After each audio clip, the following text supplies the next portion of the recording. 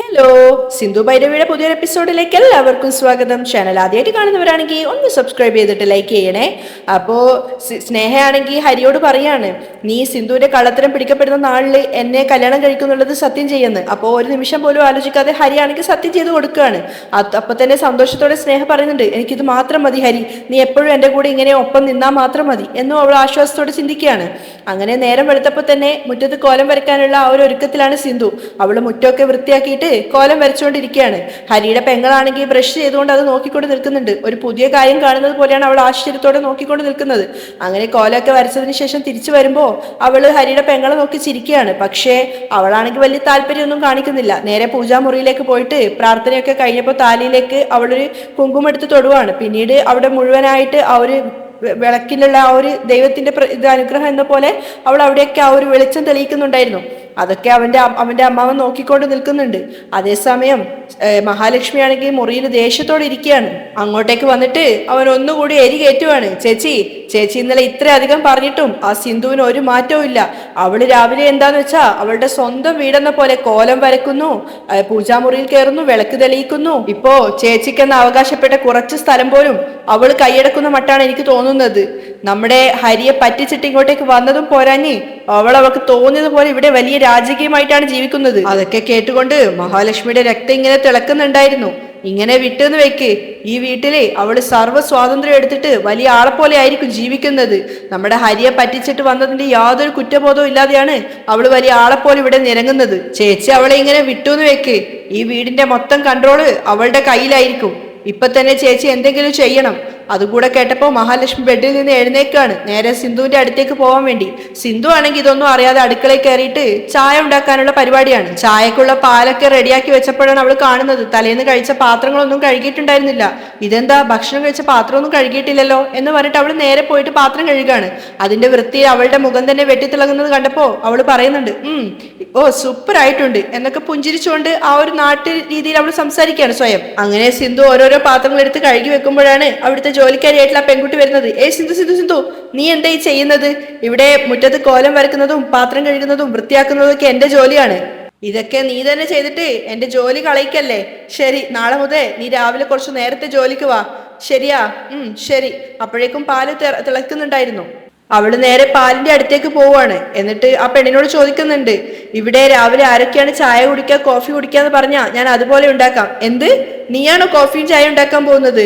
അതിന്റെ ഒന്നും ആവശ്യമില്ല, അതൊക്കെ എന്റെ ജോലിയാണ്, ഞാൻ ചെയ്തോളാം. അതൊന്നും പറ്റില്ല, ഇന്ന് ഞാനാണ് എല്ലാവർക്കും കോഫിയും ടീയും ഒക്കെ കൊടുക്കാൻ പോകുന്നത്. ശരി, പറ, ആർക്കൊക്കെയാണ് കോഫി, ആർക്കൊക്കെയാണ് ചായ? ഓ, എന്നാ പിന്നെ നിന്നോട് പറഞ്ഞിട്ട് കാര്യമില്ല, നീ തന്നെ ചെയ്തോ എന്ന് പറഞ്ഞിട്ട് ആരൊക്കെയാണ് ചായ കുടിക്കാനും ആരൊക്കെയാണ് കോഫി കുടിക്കാനും ഒക്കെ സിന്ധുവിന് പറഞ്ഞു കൊടുക്കുവാണ്. ശരി, ഞാനും ഭൈരവിയും കോഫിയാണ് കുടിക്കാറുള്ളത്. അപ്പോ 6 കോഫിയും 5 ടീയും. അവൾ അടുക്കളയിൽ കോഫിയും ചായയൊക്കെ റെഡിയാക്കുന്ന സമയത്താണ് അങ്ങോട്ടേക്ക് മഹാലക്ഷ്മിയും ആങ്ങളെയും കൂടെ വരുന്നത്. എന്നിട്ട് അവര് അലറി വിളിക്കുകയാണ്, ഡി സിന്ധു. അത് കേട്ടപ്പോഴേക്കും അവളുടെ കയ്യിലുണ്ടായിരുന്ന കോഫിയുടെ ഗ്ലാസ് അവിടെ താഴത്തേക്ക് വീണിട്ടുണ്ടായിരുന്നു. അത് മാത്രമല്ല, അവളുടെ കൈയാണെ പൊള്ളുകയും ചെയ്തു. പക്ഷെ അതൊന്നും വകവെക്കാതെ വന്നിട്ട് മഹാലക്ഷ്മി അവളോട് തട്ടിക്കേറുകയാണ്. ഡി, എന്താണ് നീ മനസ്സിൽ വിചാരിച്ചത്? ഈ വീട്ടിലേക്ക് എന്റെ മകനെ പറ്റിച്ചിട്ട് കടന്നു വന്നതും പോരാതെ ഇപ്പൊ ഇവിടുത്തെ അടുക്കളക്കാരിയാവാനുള്ള ശ്രമമാണോ നീ നടത്തുന്നത്? സിന്ധു ഒന്നും പറയാതെ പേടിച്ചു നിൽക്കുകയാണ്. നിന്നോട് ആരാടി അടുക്കളയിൽ കയറിയിട്ട് പാചകം ചെയ്യാൻ പറഞ്ഞത്? മര്യാദയ്ക്ക് ഇവിടെ നിന്ന് ഇറങ്ങിപ്പോടി, നിന്നോട് ഇറങ്ങി പോവാനാ പറഞ്ഞത്. അപ്പോഴേക്കും ഹരിയുടെ പെങ്ങളും അങ്ങോട്ടേക്ക് വന്നിട്ടുണ്ടായിരുന്നു. ഇത്രയും വർഷം ഈ കുടുംബത്തിലുള്ള കാര്യങ്ങളൊക്കെ നോക്കി നടത്തുന്നവൾ ഞാനാണ്. ഒരു ദിവസം കൊണ്ട് നീ കയറി വന്നിട്ട് നിന്നെ ഞാൻ ഇവിടുത്തെ അടുക്കളക്കാരിയും വീട്ടുകാരിയും ഒക്കെ ആക്കുന്നാണോ നീ കരുതിയത്? സിന്ധു സങ്കടത്തോടെ അവിടെയുള്ളവരെയൊക്കെ നോക്കുവാണ്. ഇനി ഒരു പ്രാവശ്യം കൂടി നിന്നെ ഇവിടെ കണ്ടു കഴിഞ്ഞാ ഞാൻ നിന്നെ വെട്ടിക്കൊല്ലും, പറഞ്ഞില്ലെന്ന് വേണ്ട. എന്താടി നോക്കി നിൽക്കുന്നത്? നിന്നോട് പുറത്തേക്ക് ഇറങ്ങി പോവാനാ പറഞ്ഞത്, ഇറങ്ങിപ്പോടി. അപ്പോ സിന്ധു സങ്കടത്തോടെ അവിടുത്തെ ജോലിക്കാരിയായിട്ടുള്ള ആ പെണ്ണിനെ നോക്കുവാണ്. അതിനുശേഷം അവിടുത്തെ ജോലിക്കാരി പെണ്ണിനോട് പറയാണ്, ഇവിടെ ആരാ അടുക്കളയിലേക്ക് കയറ്റിയത്? അത് പിന്നെ അവള് തന്നെ വന്നിട്ട് ചെയ്തതാണ്. ഇനി ഒരു പ്രാവശ്യം ഇവളെ ഈ അടുക്കളയിൽ കണ്ടു കഴിഞ്ഞാ നിന്റെ ജോലിയായിരിക്കും പോവുക. അവളൊന്നും പറയാതെ പേടിച്ച് സിന്ധുവിനെ നോക്കുവാണ്. അപ്പോഴേക്കും ഭൈരവി അങ്ങോട്ടേക്ക് വരുന്നുണ്ടായിരുന്നു. അപ്പൊ മഹാലക്ഷ്മി ആണെങ്കിൽ സിന്ധുവിനോട് പറയുന്നുണ്ട്, ഞാനൊരു കാര്യം നീ കേൾക്കെ പറയാം. ഇനി കുറച്ച് ദിവസം കൂടി മാത്രമേ നീ ഈ വീട്ടിലുണ്ടാവുള്ളൂ. അതുവരെ ഈ വീട്ടിലെ ഏതെങ്കിലും ഒരു മൂലയില് കുപ്പയെ പോലെ കിടന്നാ മതി.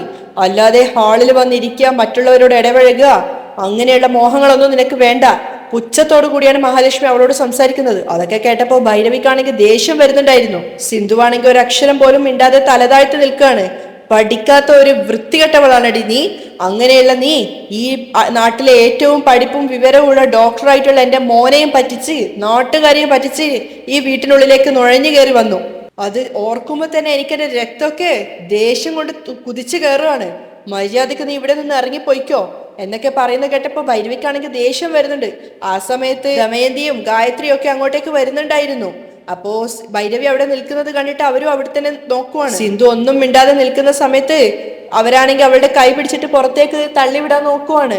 അപ്പോഴേക്കും ഭൈരവി ഇടപെടുന്നുണ്ട്. ഹലോ ഹലോ, ആരോട് പുറത്തേക്ക് പോവാനാ നിങ്ങൾ ഈ പറയുന്നത്? ഞാനും കുറെ നേരമായിട്ട് കണ്ടുകൊണ്ട് നിൽക്കുകയായിരുന്നു. നിങ്ങള് വളരെ ഓവറായിട്ടാണല്ലോ സംസാരിക്കുന്നത്. സിന്ധുവിന് വേണ്ടി ഭൈരവി സംസാരിക്കുകയാണ്. സിന്ധുവിനോട് ഇവിടെ നിന്ന് ഇറങ്ങി പോവാൻ പറയാൻ നിങ്ങൾ ആരാണ്? അപ്പോഴേക്കും മഹാലക്ഷ്മിയുടെ ആങ്ങളെയാണെങ്കിൽ പറഞ്ഞു, കണ്ടില്ലേ ചേച്ചി, ചേച്ചി ആരാണെന്ന് ചോദിക്കുന്നത് കേട്ടില്ലേ?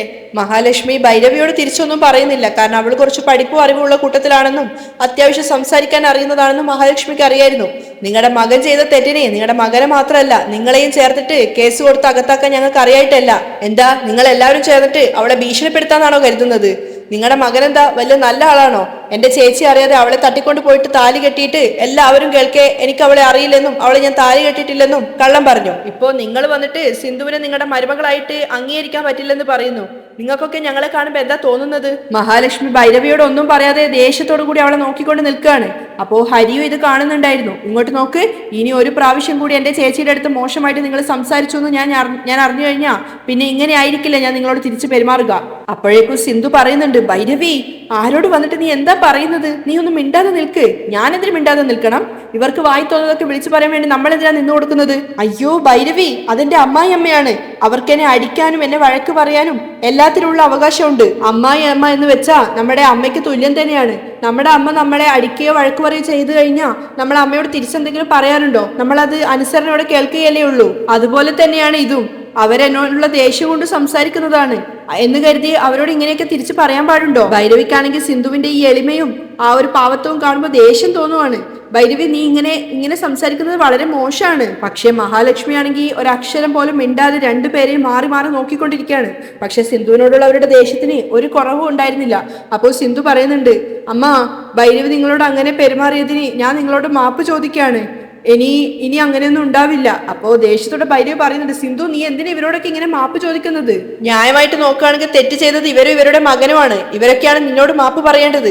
അയ്യോ ഭൈരവി, നിനക്കൊന്നും അറിയില്ല, നീ ഇങ്ങനെയൊന്നും സംസാരിക്കാൻ പാടില്ല എന്ന് പറഞ്ഞിട്ട് സിന്ധു വീണ്ടും അവളെ വായടപ്പിക്കുകയാണ്. ആദ്യം നീ ഒന്നും മിണ്ടാതെ നിൽക്ക്. അമ്മ ദേഷ്യത്തോടെ എന്തൊക്കെയോ പറയുന്നേ ഉള്ളൂ. അത് കേട്ടിട്ട് നമ്മളൊന്നും തിരിച്ചു പറയാൻ പാടില്ല. വാ നമുക്ക് ആദ്യം ഇവിടുന്ന് പോവാം എന്ന് പറഞ്ഞിട്ട് ഭൈരവിയുടെ കൈ പിടിച്ച് വലിക്കുകയാണ്. വാ ഭൈരവി എന്ന് പറഞ്ഞിട്ട് അവളെയും കൂട്ടിക്കൊണ്ട് പോകുമ്പോ അവിടെ അതൊക്കെ കണ്ടുകൊണ്ട് ദമയന്തിയും ഹരിയും ഒക്കെ നിൽക്കുന്നുണ്ടായിരുന്നു. ദമയന്തിക്കാണെങ്കിൽ സിന്ധുവിനോടുള്ള സ്നേഹം ഒന്നുകൂടെ കൂടുവാണ്. അതേസമയം ഹരി മനസ്സിൽ ചിന്തിക്കുന്നുണ്ട്, എടി ദുഷ്ടത്തി, നല്ലവളെ പോലെ എല്ലാവരുടെയും മുന്നിൽ നീ വീണ്ടും വീണ്ടും അഭിനയിച്ച് കയറുവാണല്ലേ. അതേസമയം കാർത്തികേയൻ ചിന്തിക്കുന്നത്, എന്റെ ദൈവമേ, ഒരു രാക്ഷസിയെ പിടിച്ചിട്ടാണല്ലോ ഞാൻ കല്യാണം കഴിച്ചത്. അപ്പോഴേക്കും മഹാലക്ഷ്മി അടുക്കളയിൽ നിന്ന് ഓടിയിട്ട് ദമയന്തിയുടെ അടുത്തേക്ക് വരികയാണ്. ചേച്ചി കണ്ടില്ലേ ചേച്ചി, ഇന്നലെ വന്നവള് എന്നോട് എങ്ങനെയൊക്കെ സംസാരിച്ചത് ചേച്ചി കേട്ടില്ലേ? ഇതിനൊക്കെ വേണ്ടിയിട്ടാണല്ലേ ഇവളെയൊക്കെ മരുമകളായിട്ട് ഇങ്ങോട്ടേക്ക് കൂട്ടിക്കൊണ്ട് വന്നത്. അപ്പൊ ദമയന്തി മഹാലക്ഷ്മിയെ ആശ്വസിപ്പിക്കുകയാണ്. അങ്ങനെയൊന്നും അല്ല മഹാ, അവിടെ ഭൈരവി കുറച്ച് ദേഷ്യക്കാരിയാണ്. പക്ഷേ സിന്ധു നല്ല ക്ഷമയുള്ള കുട്ടിയാണ്. നിന്നോട് ഭൈരവി ദേഷ്യപ്പെട്ടപ്പോ തന്നെ അത് തെറ്റാണെന്ന് പറഞ്ഞിട്ട് സിന്ധു അവളെ അടക്കി നിർത്തിയത് നീ കണ്ടില്ലേ? ഇത്രയും അനുസരണയും ഇത്രയും പാവമായിട്ടുള്ള ഒരു മരുമകളെ ആർക്കും കിട്ടില്ല മഹാ. നിനക്ക് നല്ലൊരു മരുമകളെയാണ് കിട്ടിയത്. അത് ആലോചിച്ച് നീ സന്തോഷിക്കും മഹാ. അടക്കവും ഒതുക്കവും അനുസരണയും ഒക്കെയുള്ള നല്ലൊരു പെൺകുട്ടിയാണ് സിന്ധു. ശരിക്കു പറഞ്ഞ ഇങ്ങനെ ഒരു മരുമകളെ കിട്ടാൻ നീ ഭാഗ്യം ചെയ്തവളാണ്. അപ്പോ പുച്ഛത്തോടെ മഹാലക്ഷ്മി തിരിച്ചു ചോദിക്കുകയാണ്, എന്താ ചേച്ചി, ഒരറിവും വിവരവും വിദ്യാഭ്യാസവും ഇല്ലാത്ത ഒരുത്തി എന്റെ മകന്റെ തലയിൽ കെട്ടിവെച്ചിട്ട് അവളെ ഏറ്റവും നല്ല ഉത്തമയും ഏറ്റവും പരിശുദ്ധയുമാണെന്ന് അവൾക്ക് സർട്ടിഫിക്കറ്റ് കൊടുക്കുകയാണോ നിങ്ങൾ? ഇല്ല ചേച്ചി, അവള് സ്നേഹം കാണിച്ചുകൊണ്ട് കഴുത്തറക്കുകയാണ്.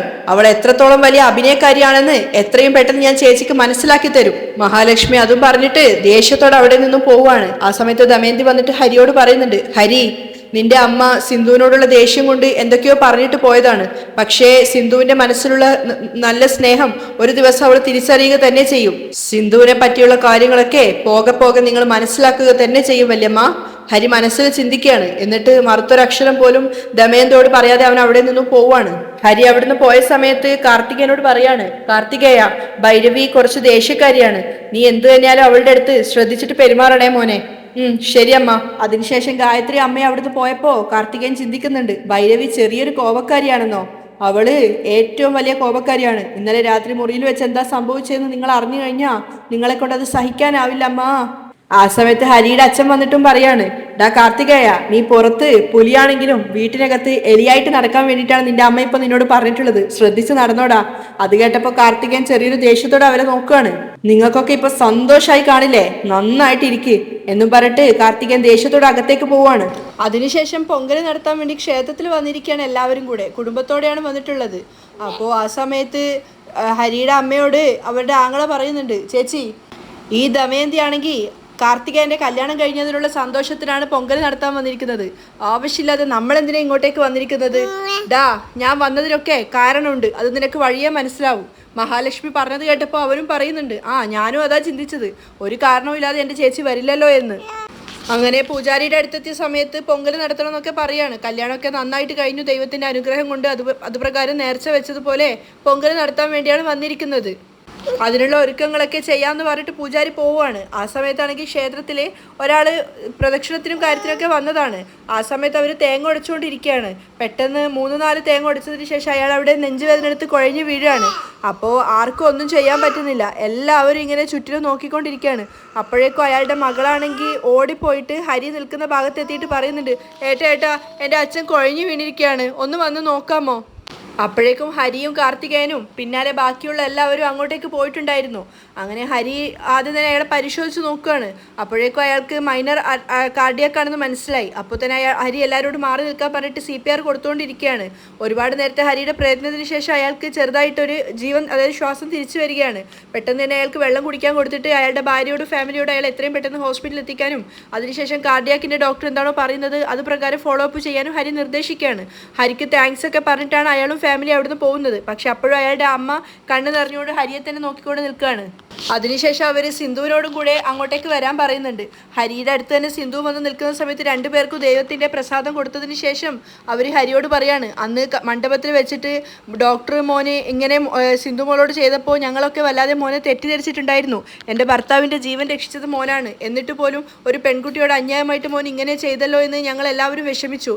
ഒരു പെൺകുട്ടിയെ സ്നേഹിക്കുക, എന്നിട്ട് ആരും അറിയാതെ അതിനെ താലി കെട്ടിയതിന് ശേഷം കാറിൻ്റെ ഡിക്കിയിൽ കൊണ്ടുപോവുക, പിന്നീട് എല്ലാവരും അറിഞ്ഞപ്പോൾ അതിനെ താലി കെട്ടാൻ വിസമ്മതിക്കുക. പക്ഷേ എന്തോ ഭാഗ്യം കൊണ്ട് മോന് നല്ല ബുദ്ധി തോന്നി എല്ലാവർക്കും മുമ്പിൽ വെച്ച് തന്നെ കുഞ്ഞിനെ കഴുത്തി താലി കെട്ടി.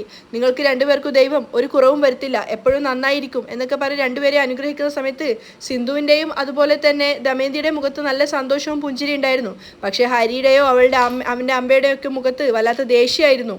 ആ സമയത്ത് ലക്ഷ്മി സഹോദരനും പറയുന്നുണ്ട്, ഇതിനേക്കാളും നല്ലത് ഹരി അയാളുടെ ജീവൻ രക്ഷിക്കാത്തതായിരുന്നു. അപ്പോൾ ദമയന്തി വന്നിട്ട് ഹരിയെ പുകഴ്ത്തുകയാണ്. ജീവൻ നഷ്ടപ്പെടാൻ പോയ ഒരാളെ ദൈവത്തിൻ്റെ രൂപത്തിൽ വന്നിട്ട് മോനാണ് ജീവൻ രക്ഷിച്ചത്. അപ്പോഴേക്കും പൂജാരി വന്നിട്ട് പൂജയ്ക്കുള്ള ഒരുക്കങ്ങളൊക്കെ തുടങ്ങിയിട്ടുണ്ട്, പൊങ്കലിനുള്ള ഒരുക്കങ്ങൾ ചെയ്യാമെന്ന് പറയാണ്. അപ്പോൾ എല്ലാവരും കൂടെ ചേർന്നിട്ട് അങ്ങോട്ടേക്ക് പോവാണ്. അവിടെ വെച്ച് ആദ്യം പ്രാർത്ഥിച്ചിട്ട് എല്ലാവർക്കും നെറ്റിയിൽ വെക്കാൻ വേണ്ടി കുങ്കുമം കൊടുക്കുന്നുണ്ട്. ആ സമയത്ത് എല്ലാവരും വെക്കുമ്പോൾ ഭൈരവിയാണെങ്കിൽ വലിയ താല്പര്യമില്ലാത്ത മട്ടിൽ കാർത്തികേയനെ നോക്കിക്കൊണ്ട് നിൽക്കുകയാണ്. അപ്പോൾ കാർത്തികൻ പറയുന്നുണ്ട്, എൻ്റെ മുഖത്തേക്ക് നോക്കാതെ അതെടുത്തിട്ട് നെറ്റിയിൽ വെക്കാൻ നോക്ക്. അവസാനം അവൾ അങ്ങനെ ചെയ്യാണ്. ആ സമയത്ത് ഹരിയാണെങ്കിൽ മാറിയിട്ട് ഒരു സ്ഥലത്ത് ഇരിക്കുന്നുണ്ടായിരുന്നു. അവനാകെ ഡള്ളാണ്, അവൻ എന്തൊക്കെയോ ചിന്തിച്ചുകൊണ്ട് വിഷമത്തോടെയാണ് ഇരിക്കുന്നത്. അങ്ങോട്ടേക്ക് അവൻ്റെ അമ്മയും സഹോദരിയും ആങ്ങളെയൊക്കെ കൂടെ വന്നിട്ടുണ്ടായിരുന്നു. അപ്പോൾ ലക്ഷ്മിയാണെങ്കിൽ അവൻ്റെ അടുത്തിരുന്നിട്ട് ചോദിക്കുകയാണ്, ഹരി, നീ ആ മുത്തശ്ശി പറഞ്ഞതിനെക്കുറിച്ച് ആലോചിച്ചിരിക്കുകയാണോ? ആ മുത്തശ്ശി മാത്രമല്ല ഹരി, ഈ നാട്ടിലുള്ള എല്ലാവരും നിന്നെക്കുറിച്ച് അങ്ങനെ തന്നെയാണ് ചിന്തിക്കുന്നത്. നിന്നെ ഡോക്ടർ എന്ന മര്യാദയോടുകൂടി വിളിച്ച എല്ലാവരും ഇപ്പോൾ നിന്നെ കാണുമ്പോൾ കിഡ്നാപ്പ് ചെയ്ത ഒരുത്തനായിട്ടാണ് കണ്ടുകൊണ്ടിരിക്കുന്നത്.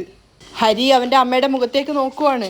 അപ്പോൾ ഐശ്വര്യയും പറയുന്നുണ്ട്, അതേ ഏട്ടാ, എൻ്റെ ഫ്രണ്ട്സൊക്കെ ഇപ്പോൾ ഏട്ടനെ കുറിച്ച് കിഡ്നാപ്പ് ചെയ്ത ഒരുത്തനായിട്ടാണ് കാണുന്നത്. അങ്ങനെ പറയുന്നത് കേൾക്കുമ്പോൾ തന്നെ വല്ലാത്ത സങ്കടം തോന്നുവാണ്. അങ്ങനെ പറയുമ്പോൾ എനിക്ക് വല്ലാത്ത വിഷമാണ് തോന്നുന്നത് ഏട്ടനെക്കുറിച്ച് ചിന്തിക്കുമ്പോൾ. അപ്പോൾ ആങ്ങളെയും പറയാണ്, ഹരി, ഈ നാട്ടിൽ നിന്നെ കാണുന്ന സമയത്ത് കൈയെടുത്ത് കുമ്പിട്ട് നിൻ്റെ മുന്നിൽ ഭവ്യതയോടെ നിന്ന് എല്ലാവരും ഇപ്പം നമ്മളെ കാണുമ്പോൾ കളിയാക്കിക്കൊണ്ട് പരിഹാസത്തോടെയാണ് ചിന്തിക്കുന്നത്. ഒരു കിഡ്നാപ്പ് ചെയ്ത ഒരുത്തനായിട്ട് മാത്രമാണ് അവരെല്ലാവരും നിന്നെ കാണുന്നത്. എല്ലാവരും നമ്മളെ കാണുമ്പോൾ ഇപ്പോൾ നാണക്കേടോടു കൂടിയാണ് സംസാരിക്കുന്നത്.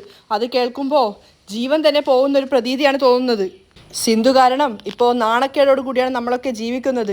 അപ്പോൾ മഹാലക്ഷ്മിയും പറയാണ്, സിന്ധു നിൻ്റെ പേരിന് കളങ്കം വരുത്തിയതിന് ശേഷം ഇപ്പോൾ ഒന്നും ചെയ്യാത്തതോളെ പോലെ നല്ലവളായിട്ട് ആ ദമയന്തിക്ക് മകുടി വാസിച്ച് നടക്കുകയാണ്.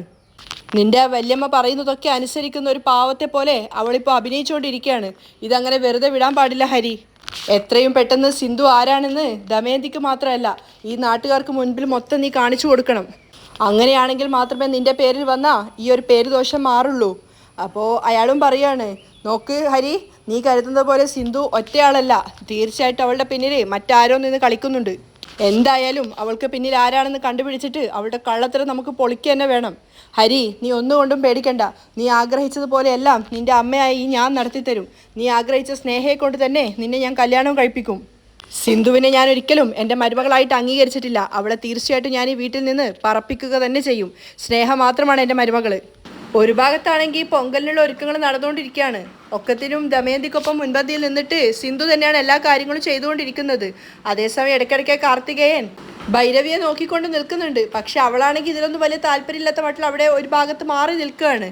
സിന്ധു തന്നെ എല്ലാ കാര്യങ്ങളും മുൻകൈ എടുത്ത് ചെയ്യുന്നുമുണ്ട്. ഒരുവിധം ഒരുക്കങ്ങളൊക്കെ കഴിഞ്ഞിട്ട് പൊങ്കലിനുള്ള അരിയിടാൻ വേണ്ടിയിട്ട് ഭൈരവിയോടാണ് ദമയന്തി പറയുന്നത്, ഈ കുടുംബത്തിലെ മൂത്ത മരുമകൾ നീയാണല്ലോ എന്ന്. പക്ഷേ ഭൈരവി ഒട്ടും താല്പര്യമില്ലാത്ത മട്ടിൽ നിന്നപ്പോൾ സിന്ധു വേഗം തന്നെ പറയുന്നുണ്ട്, അമ്മ ഞാൻ ഇട്ടോളാം എന്ന് പറഞ്ഞിട്ട് അവൾ പോയിട്ട് അതിലേക്കുള്ള അരി ഇടുകയാണ്. അതിനുശേഷം ഓരോരോ കാര്യങ്ങൾ, അതായത് അത് വിറക് വെച്ചിട്ട് ഊതുന്ന സമയത്തൊക്കെ ദമയന്തിക്ക് ശ്വാസം മുട്ടൽ ബുദ്ധിമുട്ടൊക്കെ വരുമ്പോൾ സിന്ധു അവരോട് മാറി നിൽക്കാൻ പറഞ്ഞിട്ട് അവൾ തന്നെ അതൊക്കെ ചെയ്തുകൊണ്ടിരിക്കുകയാണ്. അവസാനം പൊങ്കൽ നിറഞ്ഞു തൂവുന്നുണ്ട്. അപ്പോഴേക്കും ഹരിയും അവരുടെ കുടുംബമൊക്കെ അങ്ങോട്ടേക്ക് എത്തിയിട്ടുണ്ടായിരുന്നു. പൊങ്കൽ നിറഞ്ഞു തൂവിയ സമയത്ത് എല്ലാവരോടും പ്രാർത്ഥിക്കാൻ വേണ്ടി പറയാണ് ദമയന്തി. പക്ഷെ ആ സമയത്തും അതിലൊന്നും താല്പര്യമില്ലാത്ത മട്ടിൽ മാറി നിൽക്കുക തന്നെയാണ് ഭൈരവി. അപ്പോൾ കാർത്തികേയനാണെങ്കിൽ ഇടയ്ക്കിടയ്ക്ക് അവളെ നോക്കുന്നുണ്ടായിരുന്നു. അപ്പോൾ എല്ലാവരും പ്രാർത്ഥിച്ച സമയത്ത് ദമയന്തി പറയുന്നുണ്ട്, ഇപ്പോഴാണ് നമ്മുടെ ആ ഒരു നേർച്ചക്കട നിറവേറ്റിയത്. പിന്നീട് നെയ്യിൽ വറുത്തെടുത്ത അണ്ടിപ്പരിപ്പും മുന്തിരിയും അതിനകത്ത് ഇടാൻ വേണ്ടിയിട്ട് ദമയന്തി സിന്ധുവിനോട് പറയുമ്പോൾ അവൾ ആ ഒരു പൊങ്കൽ അതുകൂടെ ചേർക്കുന്നുണ്ട്. പിന്നീട് ദൈവത്തിനുള്ള പ്രസാദമാണ് ആദ്യം കൊണ്ടുകൊടുക്കുന്നത്. അതിനുശേഷം സിന്ധുവിനോടും ഭൈരവിയോടും ചേർന്നിട്ട് എല്ലാവർക്കും അവിടെ ക്ഷേത്രത്തിൽ വന്നവർക്കൊക്കെ പ്രസാദം കൊടുക്കാൻ വേണ്ടി പറയാണ്. പക്ഷേ ഭൈരവിയാണെങ്കിൽ അതിലൊന്നും വലിയ താല്പര്യമില്ലാത്ത മട്ടിൽ സിന്ധുവിനോട് തന്നെ നീ തന്നെ ചെയ്തോ എന്ന് പറയുന്നുണ്ട്. അപ്പോൾ സിന്ധു പറയാണ്, നമ്മുടെ അച്ഛൻ ഇത് അറിഞ്ഞു കഴിഞ്ഞാൽ വല്ലാതെ വേദനിക്കും, അതുകൊണ്ട് നീ ഒരു പ്രശ്നം ഉണ്ടാക്കാതെ ഇത് കൊടുക്കണമെന്ന്. അങ്ങനെ സിന്ധുവിന് വേണ്ടിയിട്ട് ഭൈരവി ആ പ്രസാദം കൊടുക്കുകയാണ്. അങ്ങനെ എല്ലാവർക്കും കൊടുത്തതിന് ശേഷം ദമയന്തി പറയുന്നുണ്ട്, ഇനി നമുക്ക് വീട്ടുകാർക്ക് കഴിക്കാമെന്ന്. അങ്ങനെ വീട്ടിലുള്ള എല്ലാവർക്കും സിന്ധുവും ഭൈരവിയും തന്നെയാണ് ഒക്കെ വിളമ്പി കൊടുക്കുന്നത്. അവിടെയാണ് ഇന്നത്തെ എപ്പിസോഡ് വൈൻഡപ്പ് ചെയ്യുന്നത്.